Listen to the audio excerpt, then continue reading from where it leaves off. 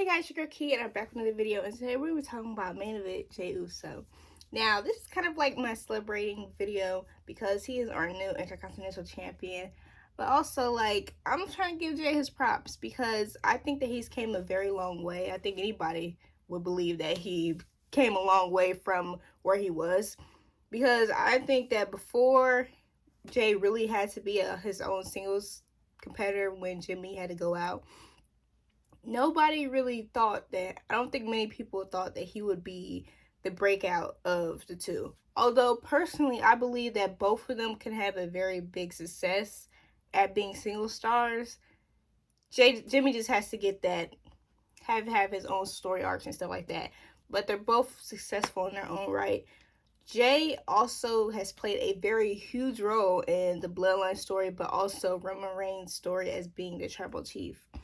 I don't know if y'all remember, but Roman came back with a different type of attitude. You know, he came back with a different type of attitude even towards his family. The only person that he had a kinder act to was Paul Heyman. When you see Jey and Roman interact, it seemed like Roman was just not into it. You know, just saving face a little bit, and had the plan of, Jey is kind of my competition, especially when he was able to get that match between him. And Jey played a huge role in kind of solidifying the brutality that the Tribal Chief had, because if Roman can do all this bad stuff to his cousin without, just because he won't listen to him, just because he won't do what he says, imagine what he'll do to everybody else in the locker room. Because y'all know, in real life and in WWE, Roman views Jey just like a brother. You know, they grew up together. So imagine if he can almost take him out the game like he did in Hell in a Cell. Imagine what he could do to the rest of us on the roster. Imagine what type of attitude he has towards everybody else. And that's how we got the Tribal Chief to be a type of brutality we haven't seen in a while from anybody. But especially Roman Reigns. Because even when he was in the Shield, it wasn't that bad.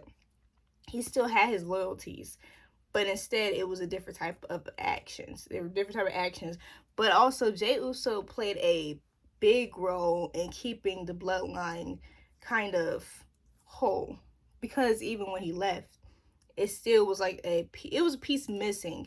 You know, bringing in Sammy was a hey, Sammy played a role of kind of breaking the family apart. I ain't gonna front. Now, Roman's actions, yes, but at the same time, Sammy, he just made the issues more apparent. But also, Jey, at first, he was upset. He was upset with Jimmy not being cool with certain things, and it's like Jey played that role of making us be invested in the family and invested in how far that they were going to go to keep the place they are in. But now, Jey being on his own, he also makes us invest in who he is, what he's trying to portray as main event Jey Uso. There was a point in time where there was people that wanted Jey Uso to take the WWE Championship from Roman Reigns. Not back, because he never had it. But there was a point where people wanted him to be the new Tribal Chief, and honestly, sidebar conversation, would Jey be considered the head of the table now? Because he got the belt. He got a belt, you know what I'm saying? And when the belt comes gold, there comes a little perks.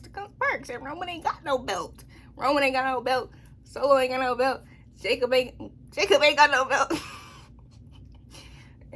The Tongues, they got a tag team belt, but an Intercontinental belt, that just overwhelms a tag belt. We already know the hierarchy there. The IC championship, yeah.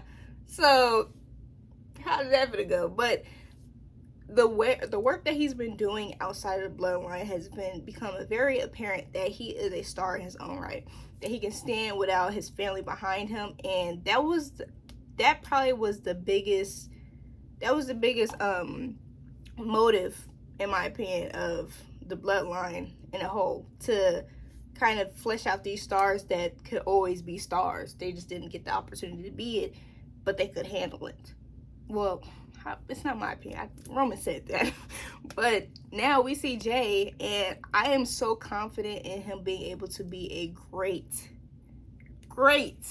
Intercontinental Champion. I mean, he always gets the crowd going, and also he performs good matches to where we all are invested in. Sure, he had that match at WrestleMania that people like to go back to, but who doesn't have a awkward and bad match in their career?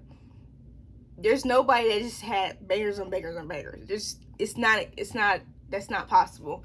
There you live and you learn, and also their time got cut short. So that's just a conversation. I'm just saying that's something that we need to stop putting in our conversation, because we all know, okay? We all know. Now, and the whole idea of the biggest thing people had against Jey Uso as a singles competitor is that he could never seal the deal. And honestly, the times where he could never seal the deal, it was never a lack of talent on his own right, you know. And now, cleanly, he has beat Braun Breaker. So now, those comments of not being able to seal the deal, they should be non-existent. But also, I hate to say this because you guys know how hard and how long I've been wanting Jey to have himself a belt. Maybe it was a good idea on the booking to have him wait a while. You know, all the messes, all the interruptions when it came to his title runs. If he had took the belt from these people at the time, certain things wouldn't happen. Certain things wouldn't be the way they are now. So I apologize. For acting like a fool and acting like he's been getting cheated out of stuff, because it all worked in the end. You know what I'm saying? It all worked in the end. I just couldn't see a way they could get out of not making Jey get the belt now, because we're invested. He's one of those characters. I think this is outside of his character. He has a persona and that bleeds into his character that makes you want to be invested. That just grabs you and makes you want to cheer for him in real life. Like, even when he's a bad guy, you know, there's funny stuff that they'll say to be like, oh, wait, you're a bad guy. I shouldn't be cheering for you. I shouldn't even be laughing at what you're doing, but I'm laughing. You know, those are the roles, and that's what makes you a good entertainer, good performer. And Jey has nailed that, because 14 years in the game, if you ain't got nothing, then you probably shouldn't be doing this no more. But he's shown all his 14 years and who he is now. I mean, the guy outsells the WWE Championship when it comes to merch on the website. Like, that's low-key. If you're not one of those the top guys like John Cena, Roman Reigns, CM Punk, stuff like that, some people like that, that's not something you're going to hear of. Now, Jey Uso should be considered one of those top guys that get the money, that brings in the money and gets butts and seats. Because honestly, if I had the opportunity, I would have been in California and seen Jey, because I wanted him to get that belt. You know, you want to root for him, and that's what you need in a character. That's what you need in a wrestler. Also, I just am excited for his reign, because I feel as though he's going to be a great champion, but also this right here, it's just going to add a different layer to the Bloodline story, and it adds to the story that they've just been put it into for these past 4 years. Now, we've never seen Roman Reigns be the one without the gold. We never seen him be the one who is in a lesser position, because that's how it is. He's alone. Jay's not alone. Solo is not alone. Jimmy, we don't know about Jimmy. I'm sorry, we don't know about Jimmy. But Roman is the only one who's alone in this. Even his little friendship with Cody Rhodes, that has a time limit. A time limit both of them have stated. So now we're going to be able to see the interactions between a champion Jey and a championless Roman Reigns. You know, how are those type of dynamics are going to be? And there's the work between the Bloodline. It's just going to be something different. And when you think there's nothing going to be different in the Bloodline story, they always add a little something, into it to make you come back and be more interested if you left. Because there's some times where you're not able to leave because you're so into the story. And now there is a reason for Solo to go after Jey. There's a reason for Roman to probably be invested in Jey in a way that he kind of ain't no more, because he's kind of let Jey be Jey. because that's all you really can do with somebody. You just gotta let them be them. And Solo is not gonna take this lightly. The guy's going on a power trip, and he's also, I think he's gonna be into an insecure type of character because Jacob is getting this shine, outshining him. I mean, I think it's on purpose. Obviously, it's probably on purpose. And the character of Solo is insecure now. He's trying to prove that he belongs as a tribal chief. So I'm excited for Jay in and out of the bloodline because y'all know Judgment Day is about a bunch of haters, you know what I'm saying? But I'm so proud and so happy for him. And I want to know how y'all feel about Jey Uso and the possibility of him being champ, like the other possibilities of him in his championship reign.